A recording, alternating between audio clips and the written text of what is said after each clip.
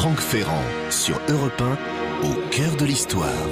Le roman de Saint-Louis, c'est le titre de la biographie à la première personne que fait paraître Philippe de Villiers chez Albin Michel. L'occasion pour Franck Ferrand de revenir sur le plus admiré des rois de France. Bonjour Franck. Bonjour Céline, bonjour à tous. Voilà un livre qui se classe d'emblée dans le palmarès de l'Express, au bout de seulement 2 semaines après sa parution, ce qui veut dire qu'il y a encore un engouement pour la grande histoire et pour la grande épopée, j'en suis ravi. Alors hier, nous parlions des cathédrales à ce micro, nous étions exactement dans le siècle de Saint-Louis, nous n'avions pas poussé les portes du palais, c'est ce que nous allons faire aujourd'hui. Et à la fin de l'émission, vous répondrez à la question de Stéphane qui s'interroge sur l'origine de l'enseigne des bar tabac. Oui, la fameuse carotte. En attendant, bienvenue dans un univers de chevaliers et de gentes dames, de croisades et d'expéditions contre les cathares.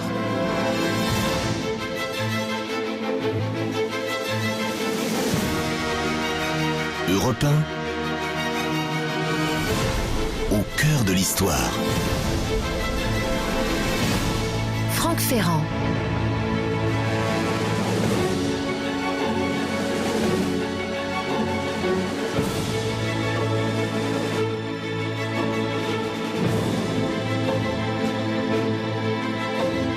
Jusqu'au milieu du dernier siècle, je veux bien parler du XXe siècle, alors que la très longue période médiévale paraissait encore plongée dans les ténèbres, le règne de Saint-Louis faisait un peu figure d'exception. On avait l'impression d'un rayon de soleil jeté sur ce XIIIe siècle, considéré sans doute avec raison comme l'apogée de cette civilisation occidentale en général et de la culture française en particulier. Or, nous avons vu hier jusqu'où cette conception d'ailleurs pouvait être parfaitement défendue. Depuis qu'on a remis le Moyen-Âge à l'honneur, depuis que tous ces siècles que l'on a si longtemps considérés comme obscurs se sont d'un seul coup illuminés, ont été rendus à la mémoire commune, eh bien, c'est un peu l'inverse qui se passe. L'époque de Saint-Louis est devenue non seulement, alors évidemment, personne ne remet en cause la dimension prospère, la puissance, le raffinement de ce règne, mais évidemment, on en conteste un certain nombre d'aspects, à commencer bien entendu par la fameuse croisade contre les Albigeois. Vous savez, en Occitanie, tous ceux qui, de près ou de loin, défendent les cathares, évidemment, n'aiment pas Saint-Louis. On l'accuse depuis quelques années d'être également très anti-judaïque. Nous reviendrons bien entendu sur ces questions, mais nous verrons que l'existence de Saint-Louis, l'existence de Louis IX va bien au-delà de tout ça, et que ce roi illustre à lui tout seul un certain nombre des vertus médiévales. Alors, il n'est pas né n'importe quand, ce personnage. Il a vu le jour en 1214, c'est-à-dire l'année même d'un événement clé pour le devenir du royaume, la victoire de Philippe Auguste à Bouvines. Vous savez, ça fait partie des incontournables lorsqu'on fait des études d'histoire, mais il faut conseiller cette lecture à nos auditeurs parce que c'est très fort et très enrichissant, ce dimanche de Bouvines de Georges Duby, où d'un seul coup, c'est un siècle entier qui se trouve décrit à travers l'événement fondateur de cette bataille de Bouvines, victoire du roi de France sur l'empereur Othon IV et ses puissants alliés, le roi d'Angleterre et le comte de Flandre. Voici donc établie grâce à cette bataille la primauté de la monarchie capétienne sur la France au centre de l'Europe occidentale. Quant à l'année de la mort de Saint-Louis, 1270, eh bien elle aussi, figurez-vous, marque un point d'inflexion.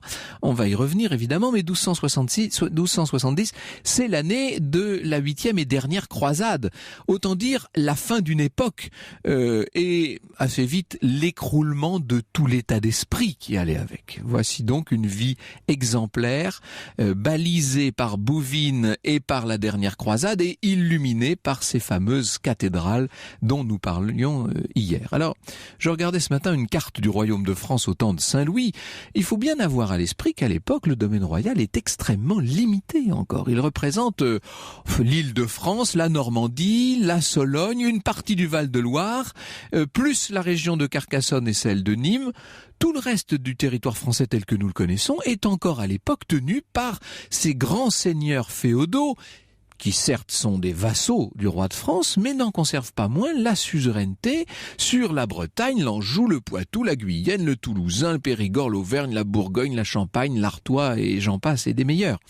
Au risque de me répéter car j'ai souvent eu l'occasion de dire ça à ce micro, nous sommes encore dans ce XIIIe siècle en plein système féodal, assez éloigné de nos conceptions modernes. Il faudrait, pour bien faire, se remettre complètement dans l'esprit de l'époque. C'est ce que fait d'ailleurs, au moins en partie, parce qu'on peut pas complètement faire une plongée dans le XIIIe siècle, on serait totalement perdu, mais c'est ce que fait l'ouvrage de Philippe de Villiers, cette capacité à revoir les événements, les personnes, le contexte, l'univers, à travers les yeux de nos ancêtres. Justement, Saint Louis est un des premiers à asseoir la tutelle royale sur les grands vassaux et sur les communes libres, chose extrêmement importante.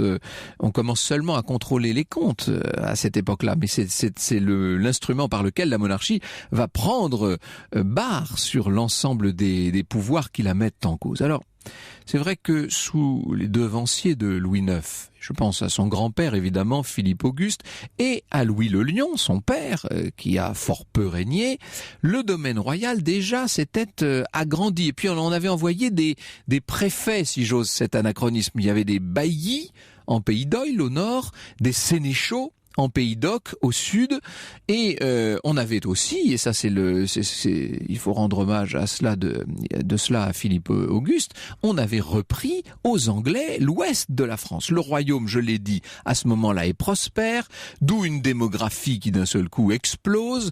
Paris, la capitale, qui est une capitale encore de relativement fraîche date, s'est développée, s'est embellie à l'ombre de la fameuse muraille de Philippe Auguste. Vous savez, Paris à l'époque, c'est la cité, bien entendu, qui est le siège du pouvoir royal et surtout épiscopal. Et puis, sur la rive droite, les Halles, le port de Grève, enfin tout ce qui est économique, si vous voulez. Et sur la rive gauche, la pointe, le triangle gauche, c'est la cité universitaire, c'est l'université de Paris, qui du reste va jouer un rôle tellement important sur la théologie et sur la philosophie de cette époque. Et quand vous regardez l'ensemble, ça fait la forme d'un cœur. C'est André Castelot qui me disait « Quand Paris avait la forme d'un cœur ». Culturellement, la littérature est brillante, les arts décoratifs fleurissent, on construit, nous l'avons vu, des cathédrales. Bref, le royaume est relativement en paix avec ses voisins. À l'intérieur, Louis VIII a porté un coup décisif au Qatar avec cette croisade contre les Albigeois qui s'achève en 1229. C'est donc un royaume plus grand, plus pacifique, plus prospère, dont hérite le jeune Louis IX à la mort prématurée de son père, parce que au moment où le lion meurt, celui qui va devenir Saint Louis n'a encore que 12 ans.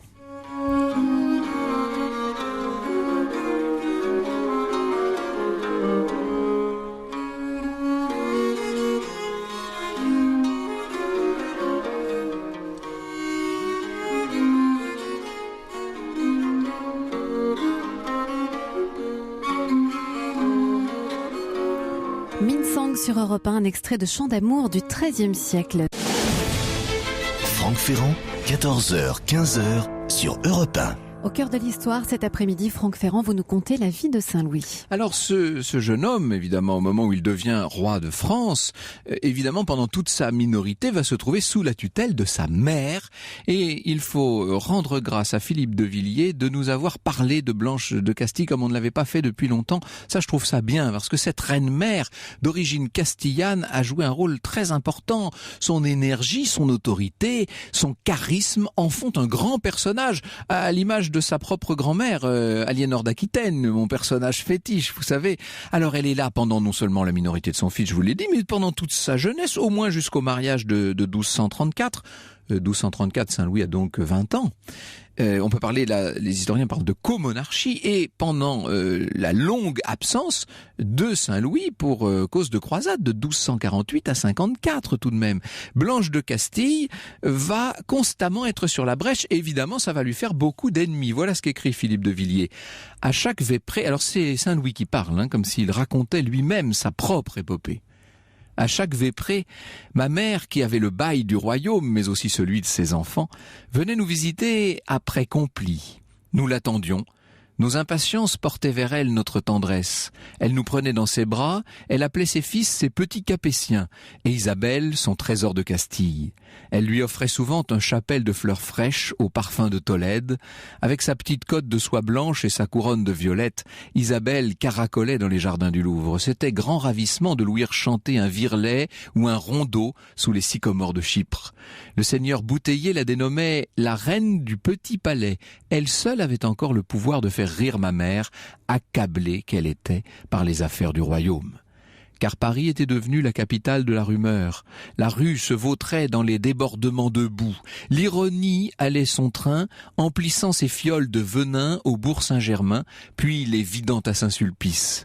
On chargeait les ânes de mots douteux et de petits bestiaires cinglants, on lâchait les pourceaux dans le caniveau, les ménestrels brandissaient le roman de renard, ils y désignaient une figure qui, selon eux, ressemblait trait pour trait à ma mère, la femelle du loup d'Amersan. Le sobriquet s'échappa des tavernes, courant les quartiers, puis les campagnes. Cette d'Amersan, néanmoins, laisse dire, si je puis ainsi m'exprimer, et elle va mater les révoltes des grands féodaux, celles des comtes de Champagne, de Bretagne, bien entendu. Il faut dire qu'elle est bien entourée. C'est sous sa tutelle, on peut pas dire vraiment sa régence, sous son magistère d'une certaine manière, que le temps des grandes principautés va toucher à sa fin. Et encore dans les années 1240, encore à cette époque, c'est elle qui conseille son fils, qui lui insuffle la force de résister à certains grands féodaux et de vaincre. Cette histoire, finalement, l'histoire de ce règne, c'est l'histoire de l'installation d'un État moderne face à des résistances de toutes sortes. La dernière grande bataille menée par Louis IX contre un prince chrétien, c'est celle de Taillebourg en 1242 qui marque une grande victoire sur Henri III d'Angleterre et d'ailleurs le début des désordres en Angleterre. Désormais, Louis IX va pouvoir se consacrer à la guerre contre les infidèles. Alors les infidèles, ce sont ceux de l'intérieur, les hérétiques, les derniers cathares, on va y revenir tout à l'heure, et puis ce sont surtout à l'époque les musulmans et les 7e et 8e croisades vont évidemment rester attachés au nom de Saint-Louis. Je ne sais pas si vous voyez à quoi il ressemble physiquement, ce Saint-Louis. Il faut l'imaginer grand, mince, les cheveux blonds, les yeux pâles, un teint également assez pâle, avec un visage émacié, un personnage longiligne qui finalement a l'air assez fragile, même s'il est beaucoup plus résistant qu'il n'en a l'air, avec la barbe en pointe. Il est, si l'on ose dire, assez conforme au statut des rois de l'Ancien Testament, tels qu'on les représente à l'époque sur les porches des églises, des cathédrales gothiques. Quand je parle de santé fragile, il tombe malade en décembre 1244, et il forme le vœu, s'il s'en sort, de se croiser. Vous voyez que l'esprit de croisade est encore là. J'ai envie de dire, il est surtout dans l'esprit de Saint-Louis, parce qu'à l'époque, on est passé outre, déjà. Et bien sûr, il va se rétablir et il tiendra parole. Je suis en train de vous parler de Saint-Louis. Il ferait beau voir que Saint-Louis ne tint pas parole. Il va donc quitter la France par Aigues-Mortes. À l'époque, la mer venait jusqu'à Aigues-Mortes, vous savez, en août 48. Il hiverne à Chypre. Il débarque en Égypte en juin 1249 à la tête d'une imposante armée. On appelait ça à l'époque l'os des Francs. Et il va prendre Damiette. Là, le sultan d'Égypte est prêt à négocier. Il est prêt à lui restituer Jérusalem en échange du départ des croisés. Seulement Saint-Louis refuse. Enfin, il n'est pas encore Saint-Louis. Louis IX, devrais-je dire. Le 8 février 1250, il se met en marche vers le Caire. Il arrive aux environs de Mansoura, sur la rive nord du canal du Nil. Et là, il va se confronter à la plus puissante des armées égyptiennes. Franck Ferrand, 14h, 15h sur Europe 1. Et nous revenons avec vous, Franck Ferrand, à la vie de Saint-Louis. Alors, je ne vais pas vous raconter la célèbre bataille de Mansoura. Je vous laisse aller la lire telle que l'a décrit Philippe de Villiers. Encore une fois, c'est Saint-Louis qui parle. Dans la mêlée où je me trouve moi-même engagé, écrit le roi, je combats isolé de mes chevaliers. Les Sarrasins m'entourent. Plusieurs d'entre eux ont saisi les rênes de mon cheval et tentent de l'entraîner. Je réussis à me dégager. J'exhorte ma jante. Je hurle encore un peu plus fort. Le destin hésite. Oh, il n'hésitera pas très longtemps.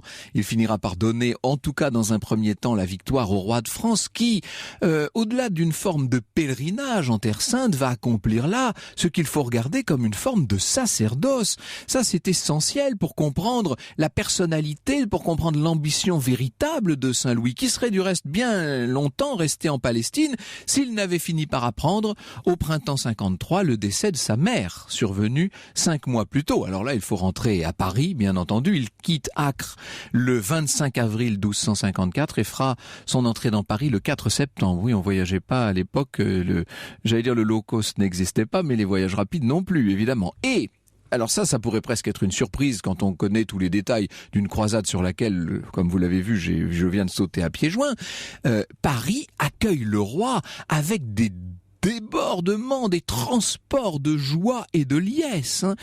On peut dire que maintenant, et avec la mort de sa mère et l'extraordinaire aura dont vient de l'auréoler cette campagne, cette croisade, Louis IX va pouvoir commencer son règne personnel. Un règne, et nous allons y revenir dans tout le détail, bien entendu, qui se déroulera sous le triple auspice des attributs du sacre, de la couronne, du sceptre et de la main de justice, à savoir la foi, la justice et la paix. La foi, bien sûr, pour cet homme qui se veut, et ce souverain qui se veut avant tout un modèle de chrétien, bien entendu, avec parfois d'ailleurs un autoritarisme, une rigidité d'esprit sur lesquels nous aurons l'occasion de revenir, avec aussi cet extraordinaire élan mystique qui va le conduire à constamment rechercher notamment les reliques de la Passion, et rappelez-vous la sainte couronne d'épines qui va donner naissance à l'admirable Sainte-Chapelle. Alors ça, c'est tout la dimension chrétienne, tellement essentielle et centrale dans ce règne. Et puis, le roi de justice, on a tous à l'image d'Épinal de ce roi rendant la justice sous le chêne de Vincennes, mais il y a effectivement sous ce règne une véritable avancée de la justice royale. Roi de paix, enfin, qui va interdire les guerres privées, ce qui change tout, parce que jusqu'alors on passait son temps entre seigneurs locaux à se faire des guerres, des espèces d'escarmouches de guerre, mais enfin, qui avaient pour effet de complètement effondrer tout effort de civilisation et d'économie. Interdiction des guerres privées, lancement d'un certain nombre de procédures d'arbitrage, ce qui a quelque chose d'extraordinairement moderne, bien entendu, et grâce à cette paix, l'initiative qui se met partout à fleurir, les arts, la pensée qui s'épanouit. On parlait hier de Chartres, Bourges, Amiens, toutes ces grandes cathédrales, les manuscrits enluminés, il faudrait en parler aussi, ça c'est tout à fait extraordinaire. Et qui viennent enluminer du reste les grands sermons de ce siècle. Je pense au franciscain Saint Bonaventure, par exemple. On est aussi, et je vous en ai dit un mot tout à l'heure, à cet apogée de l'Université de Paris, qui n'est pas seulement la faculté de théologie de Paris, mais qui, d'une manière générale, est un véritable creuset, un foyer de civilisation, un bouillon de culture, qui voit affluer dans l'île de la Cité, sur toute la rive gauche, c'est-à-dire dans ce qu'on appelle, nous, aujourd'hui, le quartier latin, et ça vient de là d'ailleurs, le quartier latin, qui voit affluer des escoliers, comme on disait, de toute l'Europe. Cette paix entraîne une prospérité qui, rendue plus voyante peut-être par le marasme qui va lui succéder au XIVe et au XVe siècle, siècle beaucoup plus difficile, une paix, une prospérité qui vont laisser cette image d'un âge d'or, apogée de la France médiévale, ce qu'on appellera le bon temps de Monseigneur Saint-Louis. Bonjour Philippe de Villiers, nous allons ensemble évidemment raconter la fin de la vie de ce personnage, parce qu'il y aura une deuxième croisade après la première, au cours de laquelle va mourir Saint-Louis, bien entendu, dans des conditions extraordinaires, et que vous allez nous raconter avec vos mots, qui sont un peu les mots du XIIIe siècle. Franck Ferrand, 14h, 15h, sur Europe 1. Nous sommes au cœur de l'histoire cet après-midi de Saint-Louis. Avec vous, Franck Ferrand, et votre invité, Philippe de Villiers, créateur et scénariste du Puy du Fou, auteur du roman de Saint-Louis aux éditions Albin Michel. Bonjour Philippe de Villiers, je viens de vous dire bonjour, mais vous n'avez pas eu l'occasion de me répondre. Voilà, parce que j'ai envoyé la publicité avant que vous ne répondiez. J'étais sur cette fin du règne de Saint-Louis tout à fait extraordinaire. Voilà un homme qui est devenu en quelque sorte l'arbitre de l'Europe, qui fait avancer partout le pouvoir royal à travers un domaine de plus en plus étendu et un royaume qui s'unifie. Et puis un homme qui reste fidèle à ses engagements de chrétien avant tout. Alors on l'a vu dans une première croisade, mais il va repartir dans une seconde ensuite.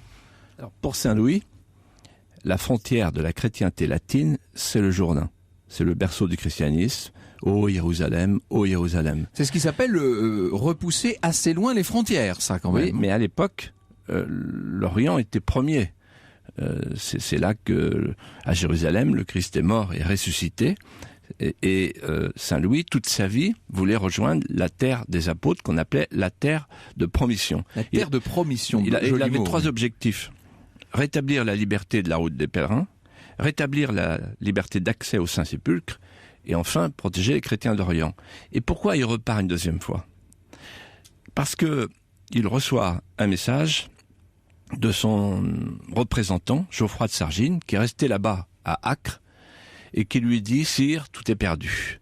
Il n'y a plus qu'un seul rempart, il n'est pas de pierre, c'est vous. » Et donc, il considère que la parole de la France, qu'il avait déjà donnée, avec sa première promesse de son premier séjour, la France du Levant, lui fait l'obligation d'y retourner. Il rassemble sur la Montjoie tous ses chevaliers et il leur annonce au dernier moment sa décision d'aborder à Tunis. C'est déjà un homme qui a plus de la cinquantaine, là. Ça n'est plus le jeune roi qu'on avait vu partir la première fois. Hein. Il est né en 1214 et nous sommes en août 1263. Donc, quand il décide de partir, c'est en 1267. Oui. Ouais. La chute dont vous parlez, c'est 1263, effectivement. Mais en 1267, il prend la décision de partir. Il met 3 ans pour se préparer. Et au dernier moment, il annonce sur la Montjoie, ça sera Tunis. Alors pourquoi, en fait ? On a dit c'est parce qu'il faisait une erreur de mauvais géographe. Non. En fait, c'est parce que Saint Louis, sous l'influence du Poverello d'Assise, Saint François d'Assise, et des dominicains, les ordres mendiants, qui émergent, qui sont tellement importants à cette époque. Très importants. Sous leur influence, Saint Louis considère qu'il faut doubler l'opération militaire d'une mission apostolique. Ça, c'est très nouveau. Substituer à la conquête des armes, la conquête des âmes. Or, il reçoit un message du sultan de Tunis, Mohamed Mostanser, qui le supplie de venir pour le chrétienner. Et il demande à être chrétienné. Et pour Saint-Louis, il est prêt à vivre le restant de sa vie dans les geôles de Tunis, pourvu que le peuple de Tunis retrouve l'esprit de Saint-Augustin, de Sainte Félicité, de Sainte Perpétue, c'est-à-dire retrouve le fil. Les pères de l'église qui étaient en Tunisie au IVe siècle. Hein, au IVe siècle, voilà. Et donc il décide de partir à Tunis. Le débarquement se passe correctement. Il installe le campement dans une vallée de sable. Au-dessus, il y a les dunes. Et sur les dunes, les Sarrasins prennent des grandes pelles, attendent le vent, et quand le vent est dans la bonne direction, c'est dans la direction des preux, ils ramassent du sable et ils l'envoient avec des nuages de poussière qui aveuglent les chevaliers chrétiens. Les chevaliers ont soif, on cherche un point d'eau, il n'y en a pas. La maladie se met sous les tentes. Saint-Louis lui-même ressent une incommodité qui lui gagne l'épaule. Il a l'impression d'avoir un rat monstrueux qui lui déchire les viscères, flux de ventre, élancement. Il demande à voir son fils, Jean-Tristan Damiette, qui est né à Damiette lors de la première croisade que vous évoquiez tout à l'heure. On lui fait comprendre que ça n'est pas possible, qu'il est parti prendre l'air du large sur une nef, parce qu'il est malade. Et puis on finit par lui avouer, « Sire, votre fils est mort. » Il avait 20 ans, ce fils. Il avait 20 ans. C'était une mutilation terrible. C'est un peu comme Delade quand il apprend la mort de son fils Bernard. Il pense à sa femme, il dit « Vonette, tu vas m'en vouloir, tu vas m'en vouloir. » Et lui, il pense à Marguerite, il dit « Tu vas m'en vouloir, tu vas m'en vouloir. » Pourquoi j'ai emmené ce fils ? Ça n'était pas prudent. Et il défaille. Il est malade, gravement malade, c'est la fin. Lorsqu'il se réveille de sa pâmoison, il voit autour de lui des cierges suppliants, vacillants, une tente qui est devenue une chapelle ardente, un grand concours d'affection, la main de sa fille dans la mienne, dans la sienne qui pleure, sa fille Isabelle, sa chère Isabelle. Il regarde fixement le crucifix qui vacille à la cordelette dans les vents de sable. Son physicien, son médecin, Dudon, tente de porter à ses lèvres un broc de bouillon de poule, mais il ne peut plus rien boire. Il voudrait recevoir l'hostie, fait signe de la recevoir à genoux, on le descend de sa planche et le voilà allongé dans une longue chemise de lin trempée sur un lit de cendre, les bras en croix pour être configuré au roi des rois. Roi de poussière, tu retourneras à la poussière. Sa fille se penche pour guetter le dernier murmure et elle l'entend qui appelle toute sa chevalerie du fond de l'avenir, qui lui lance un appel impérieux. Beau sire, Dieu, et merci de ce peuple. Ne laisse jamais choir la France, je t'en supplie. Ô Jérusalem, ô Jérusalem. Du Verger du roi Louis, interprété par Georges Brassens d'après un poème de Théodore de Banville. On est décidément dans la poésie.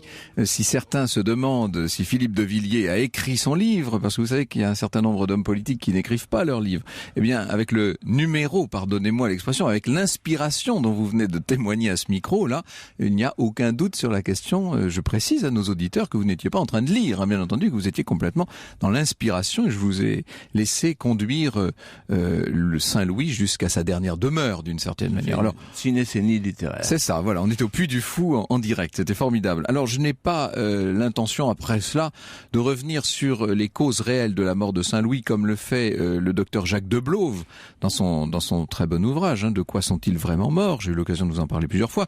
Je pense qu'on va passer au-delà maintenant, et venir, alors d'abord, à cette langue, justement, Philippe de Villiers. Ce qui m'a frappé, c'est l'utilisation constante dans votre roman, mais qui n'est pas un roman, hein, on a bien compris que c'est en quelque sorte une biographie de Saint-Louis à la première personne, l'utilisation constante de termes qui sont tout droit sortis du Moyen-Âge. Vous en aviez fait un véritable bouquet. En fait, j'ai d'abord lu tout ce qui avait été écrit sur Saint-Louis depuis le XVIIe siècle, depuis le nain de Tillemont. Et puis, tout à coup, j'ai eu le sentiment qu'il fallait aller à la source, c'est-à-dire au contact des mémorialistes et des chroniqueurs de Saint-Louis, puisque Saint-Louis est le premier roi qui a parlé au quotidien. Donc Guillaume de Saint-Pathus, Guillaume de Nangis, Guillaume de Chartres, Joinville naturellement. On a tous ces chroniqueurs, ça c'est formidable. Et Mathieu Paris, etc. Pour les historiens, c'est idéal, bien sûr. Et alors, je me suis dit, je vais faire un effort, je vais les lire dans leur langue du moment. J'ai été récompensé puisque je comprenais pas tout, mais les mots, le suc, la couleur, le relief, évidemment m'ont mis en alerte. Et je n'ai pas écrit ce livre avec des mots de l'époque pour, comment dirais-je, ajouter une espèce de tonalité supplémentaire. Non, j'ai écrit avec ces mots-là. Ça n'est pas que de la musique, en fait. Hein. Non, ce n'est pas que de la musique. J'ai écrit avec ces mots-là parce qu'il me paraissait plus expressif, c'est-à-dire plus accessible, en fait, que les mots d'aujourd'hui. Quand vous dites prendre une franche repue au quartier latin à la montagne Sainte-Geneviève, on comprend. Quand vous dites les cocardoses et les jouvencelles espoitrinées, Céline, on comprend. Quand vous dites écraser l'anglais, bon, c'est banal, mais écrapoutir l'anglais, là, il y a de la gourmandise. Quand vous dites la maldisance ou encore la sapience, les frères mendiants qui devinrent les maîtres de sapience, ça, et donc cette langue qui en fait venait tout droit du sillon et de l'établi de l'atelier était une langue en 3D. Cette langue de sapience, c'est celle de la Sapientia de Barthes. Un peu de savoir, un peu de sagesse et le plus de saveur possible. Franck Ferrand, 14h, 15h sur Europe 1. Toujours au cœur de l'histoire de Saint-Louis avec vous, Franck Ferrand, et votre invité Philippe de Villiers, créateur et scénariste du Puy du Fou, auteur du roman de Saint-Louis aux éditions Albin Michel. On vous a écouté, Céline, puisque les auditeurs sont nombreux à réagir. Marcus nous dit via Twitter: merci, votre émission du jour me donne envie de relire Joinville, et le musée des Invalides nous rappelle par ailleurs qu'on peut découvrir le tableau de la mort de Saint-Louis sur le site du musée de l'armée, collection.musée-armée.fr. C'est le tableau de Georges Rouget. projet, en l'occurrence. Moi, je pense à un autre tableau, celui qui est dans la galerie des batailles du château de Versailles, évidemment. C'est la bataille de Taillebourg par Delacroix, qui est une sorte de symphonie, d'explosion de couleurs tout à fait extraordinaire. On parlait de saveur à l'instant, voilà un tableau très savoureux. Et sur la couverture de votre ouvrage, Philippe de Villiers, vous avez fait figurer le portrait équestre de Signol, où le roi est magnifique, mais on ne sait pas exactement, on n'a pas de portrait évidemment de Saint-Louis. On ne peut pas avoir exactement savoir à quoi il ressemblait. Si, par les mémorialistes. On sait donc des portraits littéraires, on va dire. Hein. Oui, mais enfin qui sont des descriptions assez précises. Il avait moult grande taille, il mesurait 6 pieds de haut. C'est beaucoup, hein. C'est beaucoup pour l'époque, oui.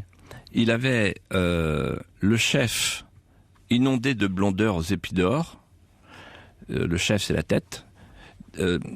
Il ressemblait beaucoup à sa grand-mère, Isabelle de Hainaut.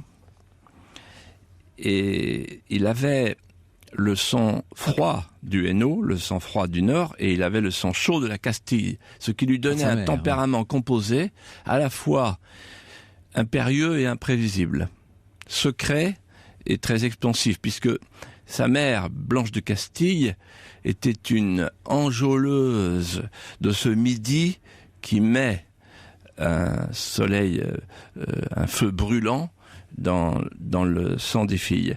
Et elle était elle-même très bouillante, et c'est une des influences qu'a reçu Saint-Louis. Saint-Louis a dans son sang, qui coule dans son sang, le sang de Charlemagne. Philippe Auguste l'appelle le petit Charlemagne, et il reçoit les leçons de ses deux grands-pères, et quand il saute sur les genoux de ses deux grands-pères, l'un lui parle de l'Europe, Philippe Auguste, qu'il a vaincu, et l'autre lui parle des Sarrasins, les morts, M-A-U, Alphonse VIII de Castille, qu'il a vaincu à la bataille de Las Navas de Tolosa, c'est le début de la Reconquista, le 27 juillet 1212, c'est-à-dire 2 ans avant la naissance de Saint-Louis. Et Saint-Louis est élevé par sa mère, qui lui apprend chaque jour à ponctuer par des hymnes l'aurore qui pointe, le midi qui triomphe et les ombres qui descendent. Des hymnes, c'est-à-dire des chants religieux à l'époque. Par des chants religieux, et elle lui apprend une chose importante, tout rapprochement avec une actualité des personnages d'aujourd'hui était pure coïncidence, comme on dit dans les films. Un roi illettré est un âne couronné.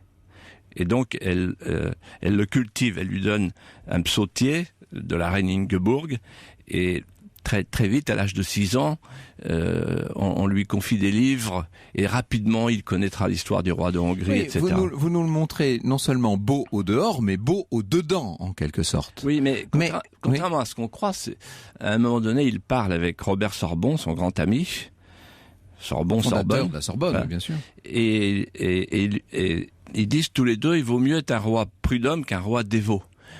La réalité, il a été canonisé parce qu'il y a eu des miracles après sa mort, 67, notamment à Saint-Denis, mais aussi et surtout, d'abord, parce qu'il a fait son métier de roi, en fait. Ça fait son métier d'homme d'État. Et en fait, l'idée qu'il laisse dans notre patrimoine invisible, jusqu'à nous, c'est l'idée de la légitimité. Pour lui, le pouvoir est un service, un sacrifice. Aujourd'hui, hélas, il est devenu une consommation. Et quand on pense à nos politiciens d'aujourd'hui qui font carrière, on pense à Saint-Louis qui fait le bien. Il fait le bien, ils font carrière. Vous voyez la différence.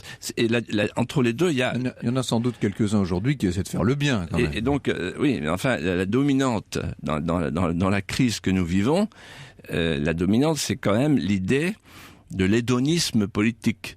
Autant de Saint-Louis, et pour un roi comme Saint-Louis... Ah ça, il n'y a pas d'hédonisme chez Saint-Louis. Il n'y a pas de facilité et de penchant vers le plaisir, c'est le moins qu'on puisse dire. Alors, on lui reproche quand même, Philippe de Villiers, et vous êtes pour le moins discret, vous, sur cet aspect, mais vous savez que depuis maintenant plusieurs décennies, on reproche à Saint-Louis son rôle contre les Cathares, bien entendu, hein, et toute la pensée occitane reste meurtrie lorsqu'elle parle de son père et de lui-même, de Louis VIII et de Louis IX.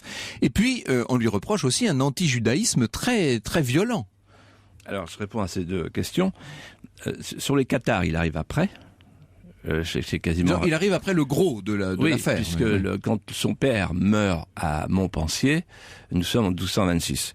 Mais lors d'un souper avec saint Thomas d'Aquin, il aborde cette question, plus générale des manichéens, et pour lui, l'évangile cathare partage le monde entre l'esprit et la chair. L'esprit, c'est Dieu, la chair est diabolique. Et donc, selon cet évangile, un évangile de la désincarnation, la mort vaut plus que la vie, et le trépas volontaire est recommandé, et la procréation et le principe même de l'organisation de la société sont à bannir. Et donc, c'est pas simplement une affaire spirituelle, c'est aussi une affaire temporelle. Une affaire politique, disons-le. Oui, et en fait, sur le plan spirituel, ce sont les moines, les mendiants qui vont répondre aux cathares, et devenant leurs rivaux en frugalité. Donc, pour Saint-Louis, il y a une question spirituelle, mais il y a aussi une question temporelle. Il ne peut pas accepter la fin de la société temporelle telle qu'elle est présentée par l'évangile cathare. Pour ce qui concerne l'antijudaïsme, il faut bien voir qu'il y a une difficulté majeure qui est congénitale aux deux religions, ceux qui croient que le Messie est venu et ceux qui croient qu'il va venir. J'ai été très intéressé à l'idée que, en fait, lorsque Saint Louis lance des enquêtes dans tout le royaume avant de partir à la croisade, il lit tous les rouleaux d'enquête, et j'ai lu, moi, les rouleaux d'enquête. Et il y a de nombreux rouleaux qui concernent des familles juives, notamment de Provence et de Poitiers, qui permettent à Saint Louis de réparer des injustices qui ont été commises avant lui, ou par des baillis ou des prévôts. Et donc, il n'y a pas d'antipathie humaine. Et alors, loin de lui, évidemment, ce qu'on appelle aujourd'hui l'antisémitisme. Non, c'est bien pour ça que j'ai dit anti-judaïsme. Oui. Il y a simplement, j'ai bien noté le mot que vous avez utilisé, il y a simplement un conflit entre deux religions qui portent justement sur le problème de la mort et de la résurrection de Jésus-Christ. J'aurais beaucoup aimé, mais hélas, le temps passe, j'aurais beaucoup aimé qu'on parle des femmes. Alors j'ai dit quelques mots de sa mère, Blanche de Castille. Vous avez évoqué un tout petit peu Marguerite, un mot sur Marguerite? Écoutez, les auditrices qui nous écoutent, je leur livre le compliment que Saint-Louis, et en même temps à Céline, dans ce studio, le compliment que Saint-Louis fait à Marguerite lorsqu'il la découvre. Il dit « ce fut un éblouissement » et il ajoute « une enluminure de lavande au milieu d'un concert de cigales ». S'il y a des auditrices qui n'ont pas reçu un tel compliment de leur fiancé ou de leur mari, alors je les invite à lire mon livre pour le retrouver. Et en fait, Marguerite de Provence, elle est belle, elle est charmante, elle est beaucoup plus que ça. C'est la femme qui va, lorsque Saint-Louis craque au retour de la croisade et connaît la nuit obscure de l'âme et qu'il veut abdiquer, c'est elle qui lui dit Louis, Rex inglorious, Rex tristis, mais Rex in aeternum. Vous êtes loin, Christos. Philippe de Villiers, le roman de Saint-Louis, c'est publié chez Albin Michel. Merci beaucoup. Europe 1, au cœur de l'histoire. Retour aux origines. Et vous répondez cet après-midi, Franck Ferrand, à la question de Stéphane qui nous l'a envoyé via la page Facebook de l'émission, qui demande que représente l'enseigne des bar tabac, cette forme rouge en forme de losange. La carotte. Le losange rouge, bien tout simplement. Alors là, l'explication, elle est très simple. Ça remonte au XVIe, XVIIe siècle, à l'époque où l'on utilise tant le tabac, où on le prise, notamment. Vous savez, rappelez-vous le prologue de Don Juan, notamment.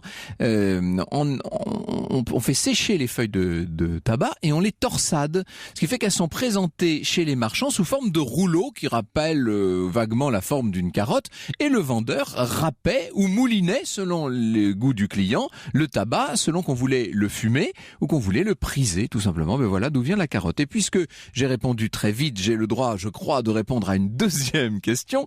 C'est celle que nous posait Marcus à propos de Saint-Louis. Il voulait savoir d'où venait cet usage, ce qu'on appelle le mos teutonicus, c'est-à-dire l'usage teuton, l'usage allemand, effectivement, ça consistait lorsqu'un seigneur, et notamment un chevalier, mourait très loin de chez lui, et ça a été très pratiqué pendant les croisades, c'est exactement ce qui est arrivé à Saint-Louis lui-même, ou à son fils, dont on parlait tout à l'heure, c'est-à-dire qu'on faisait bouillir le corps pour séparer les os des chairs, ce qui permettait de garder les os avant que tout ça ne soit putréfié, et d'envoyer les os dans un grand sac de cuir pour qu'ils soient inhumés et qu'ils reçoivent une sépulture normale. Voilà d'où vient ce most tonicus. J'ai envie de dire aujourd'hui 2 réponses pour le prix d'une. Bonjour Elena Mornam. Bonjour Franck, bonjour à tous. Alors aujourd'hui avec les experts européens, je vous propose de vivre longtemps, mais surtout en bonne santé. Ça vous intéresse Franck ? Oui, évidemment. Alors vous pourrez par exemple lire ou relire le dernier livre de Philippe de Villiers. Il paraît que ça contribue à retarder les premiers signes du vieillissement. Comment booster votre capital santé, et pas seulement, hein, Philippe. Comment rester jeune dans sa tête et dans son corps. Les réponses des experts. J'attends bien entendu vos questions, vos témoignages au 3921 ou sur europe1.fr. Voilà bien une émission dont vous n'avez pas besoin, vous. Oh, vous êtes trop sympa. Nous nous retrouvons demain, Céline. À demain, Franck. Franck Ferrand sur Europe 1, au cœur de l'histoire. Cœur de l'histoire. Cœur de l'histoire. Cœur de l'histoire. Cœur de l'histoire. Cœur de l'histoire. Cœur de l'histoire. Cœur de l'histoire. Cœur de l'histoire.